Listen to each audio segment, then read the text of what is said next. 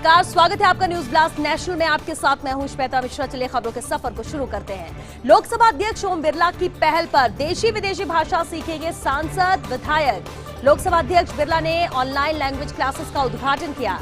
8वीं अनुसूची में शामिल 22 भारतीय भाषाओं के साथ सिखाई जाएगी 6 विदेशी भाषाएं।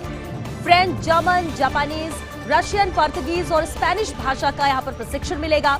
संसद, विधानमंडलों के अधिकारियों, कर्मचारियों और परिजनों को भी ये प्रशिक्षण मिलेगा और इससे सांसदों, विधायकों, कर्मचारियों, अधिकारियों की यहाँ पर क्षमता बढ़ेगी। अन्य भाषाओं की समझ से उन देशों प्रदेशों के नवाचार समझना भी आसान हो जाएगा। तो एक नई पहल यहाँ पर की जा रही है। ओम बिरला की पहल पर देशी विदेशी भाषा अब सीखेंगे सांसद और विधायक। लोकसभा अध्यक्ष ओम बिरला ने ऑनलाइन लैंग्वेज क्लासेस का उद्घाटन किया है। 8वीं अनुसूची में शामिल है 22 भारतीय भाषाओं के साथ ही अब 6 विदेशी भाषाएं भी सिखाई जाएंगी, जिसमें French, German, Japanese, Russian, Portuguese और स्पेनिश भाषा का प्रशिक्षण मिलेगा। संसद, विधानमंडलों के अधिकारियों, कर्मचारियों और परिजनों को भी प्रशिक्षण मिलेगा। इससे सांसदों, विधायकों, कर्मचारियों, अधिकारियों की क्षमता भी बढ़ेगी। अन्य भाषाओं की समझ से उन देशों और प्रदेशों के नवाचार समझना भी इनके लिए आसान होगा।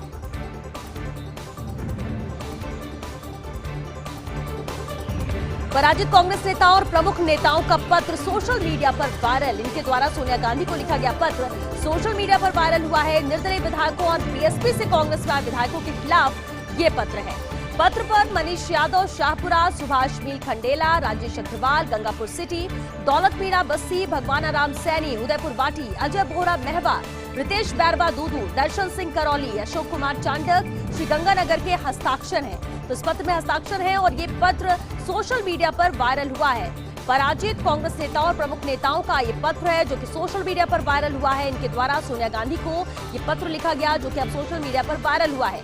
निर्दलीय विधायकों और बीएसपी से कांग्रेस में आए विधायकों के खिलाफ ये पत्र है जो सोनिया गांधी को लिखा गया और ये पत्र अब सोशल मीडिया पर भी वायरल है। पत्र पर मनीष यादव, शाहपुरा, सुभाष मील खंडेला, राजेश अग्रवाल, गंगापुर सिटी, दौलत मीणा बस्सी, भगवाना राम सैनी, उदयपुर बाटी, अजय बोहरा महवा, रितेश बैरवा दूदू, दर्शन सिंह करौली, अशोक कुमार चांडक, श्रीगंगानगर के हस्ताक्षर हैं।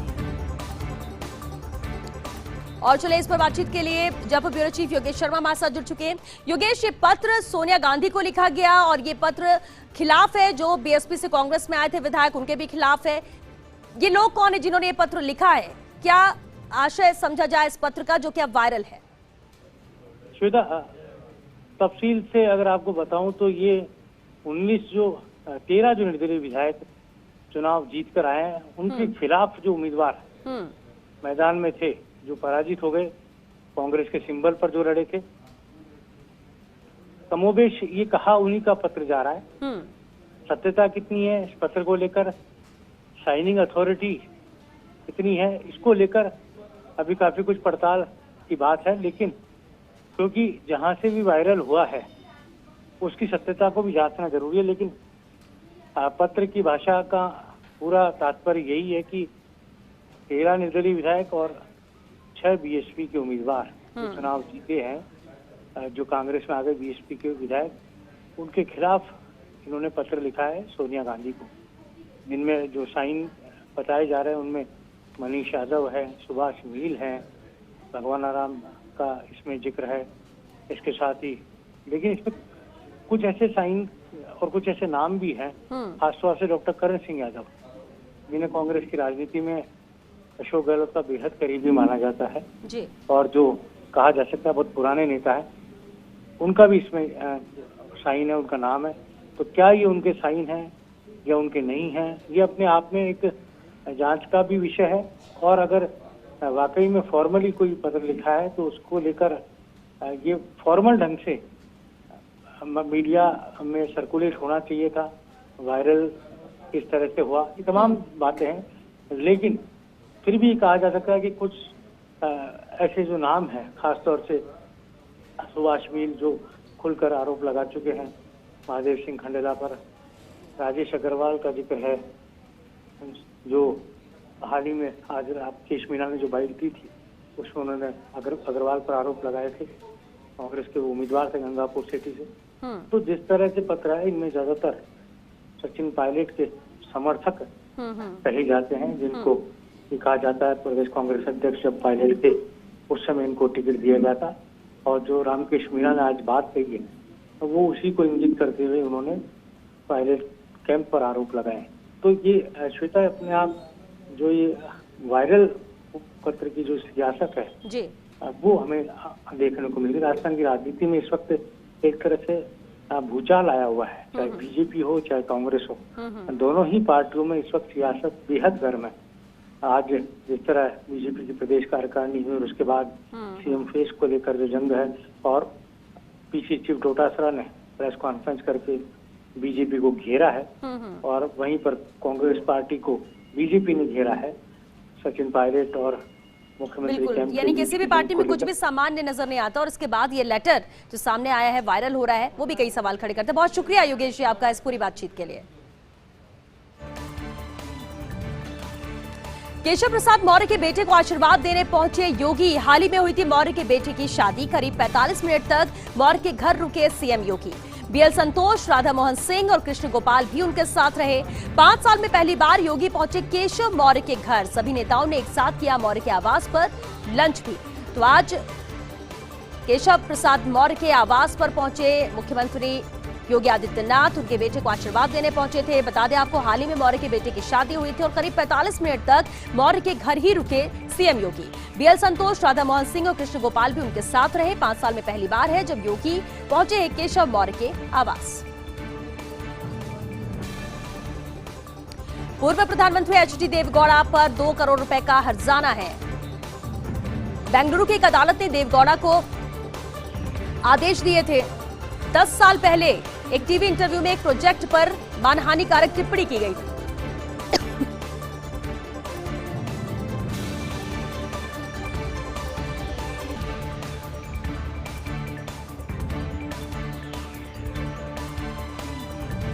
इधर नाइस नाम के प्रोजेक्ट को हाईकोर्ट, सुप्रीम कोर्ट से अनुमति मिल चुकी है। कंपनी ने देवगौड़ा के खिलाफ मानहानि का केस किया था, तो 2 करोड़ का हर्जाना लगाया गया है पूर्व प्रधानमंत्री एचडी देवगौड़ा पर। बेंगलुरु की एक अदालत ने देवगौड़ा को आदेश दिए हैं। इससे लेकर 10 साल पहले एक टीवी इंटरव्यू में एक प्रोजेक्ट पर उन्होंने मानहानिकारक टिप्पणी की थी। नाइस नाम के प्रोजेक्ट को हाईकोर्ट, सुप्रीम कोर्ट से यहां पर अनुमति मिल चुकी है। वही कंपनी ने किया था देवगौड़ा के खिलाफ मानहानि का केस।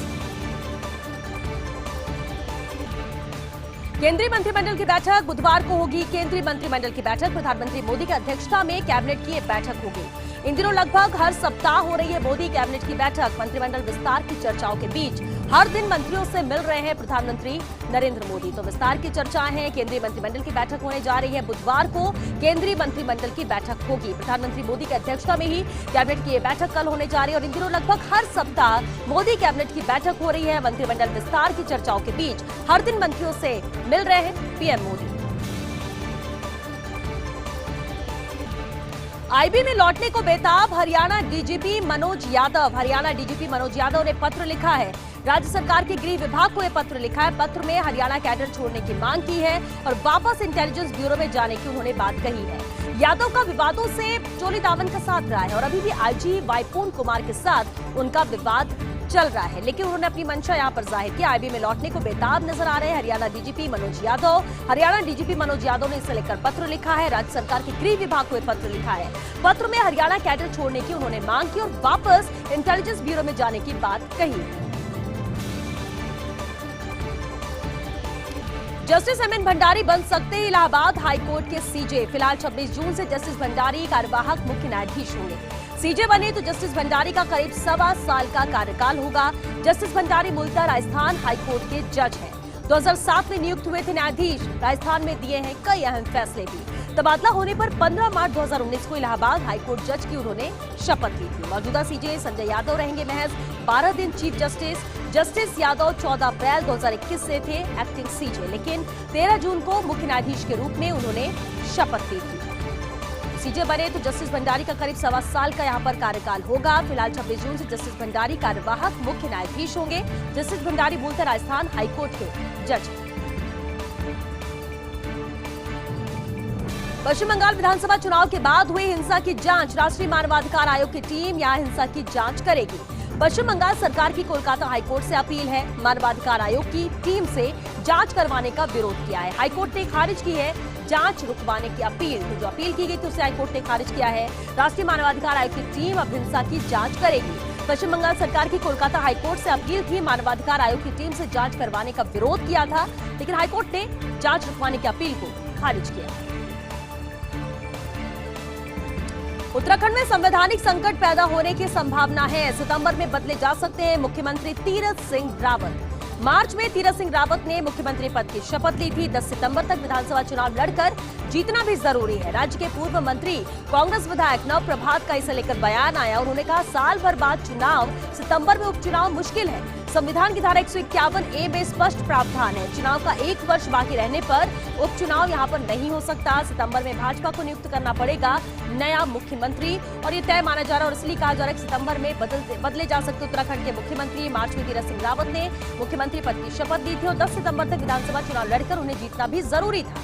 राज्य के पूर्व मंत्री कांग्रेस विधायक नव प्रभात का इसे लेकर बयान आया और कहा कि साल भर बाद चुनाव है, सितंबर में उपचुनाव होना मुश्किल है।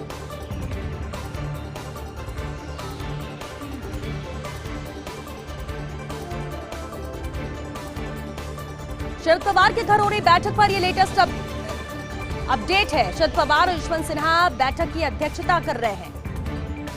बैठक में एनसीपी से मजीद मेमन और वंदना चौहान है। सीपीआई से राज्यसभा सांसद विनय विश्वप, आप से सुशील गुप्ता यहां पर शामिल हो रहे हैं।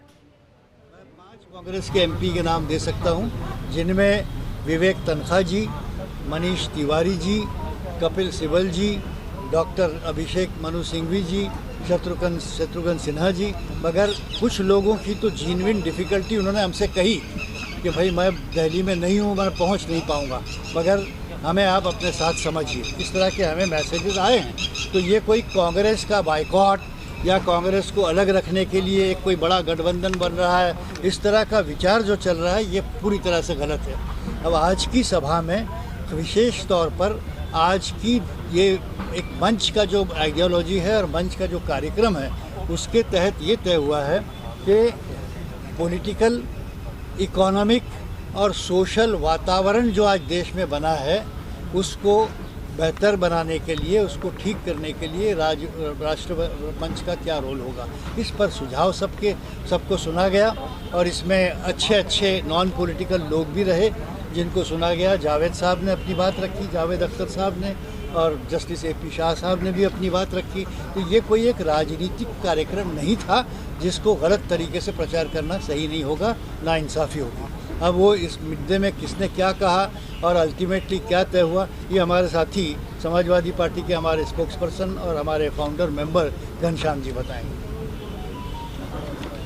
नमस्कार साथियों, बहुत बहुत धन्यवाद आप सभी लोगों का कि आप सभी लोगों ने इतने समय तक इस चर्चा का आप लोग हिस्सा रहे। हालांकि चर्चा अंदर हो रही थी, लेकिन चर्चा के विषय में चर्चा पूरे देश में हो रही थी और इसमें आप सब लोगों की बहुत बड़ी भूमिका है। तो इसके लिए मैं इनको देता हूँ। राष्ट्रमंच की ये प्रथम बैठक है जिसमें सभी साथी जो आ सके, जो सदस्य पहले भी आते रहे हैं, पार्टियों के दायरे से ऊपर उठ करके राष्ट्र के मुद्दों पर अपनी सोच रखने वाले, पब्लिक लाइफ में एक ऊंची स्टैंडिंग रखने वाले, ऐसे सभी लोग राष्ट्रमंच का हिस्सा रहे हैं। तो आज जो चर्चाएं हुई, सबसे पहले मैं उसका निचोड़ बताना चाहता हूँ। जो सबसे महत्वपूर्ण निचोड़ है उसका वो ये है कि इस देश में बेहद आवश्यक है कि एक ऑल्टरनेट विजन तैयार किया जाए, एक ऐसी सोच तैयार की जाए जो वाकई इस देश के ज्वलंत मुद्दों पर, जिससे देश का आम नागरिक जुड़ा रहता है और जिससे वो आगे बढ़ने की सोच सकता है, उन मुद्दों पर वो सोच बुलंद हो।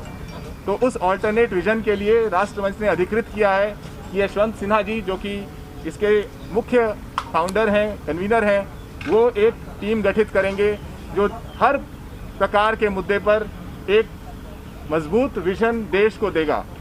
इस विजन का हिस्सा देश के नागरिक होंगे, देश की सामाजिक संस्थाएं होंगी, राजनीतिक दल इस विजन का हिस्सा बनेंगे।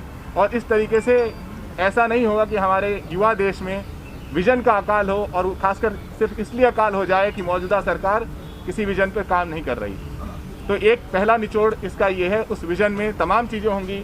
आप सभी लोग ग्राउंड पे कवर करते हैं, चाहे वो अर्थव्यवस्था की बात हो, बेरोजगारी की बात हो, किसान के मुद्दे हों, देश की लोकतंत्र की व्यवस्था की बात हो, प्रेस की बात हो, महंगाई की बात हो, पेट्रोल डीजल की बात हो, हर तरीके का सेंटर स्टेट रिलेशनशिप हो, हर तरह के मुद्दे उस विजन का हिस्सा बनेंगे।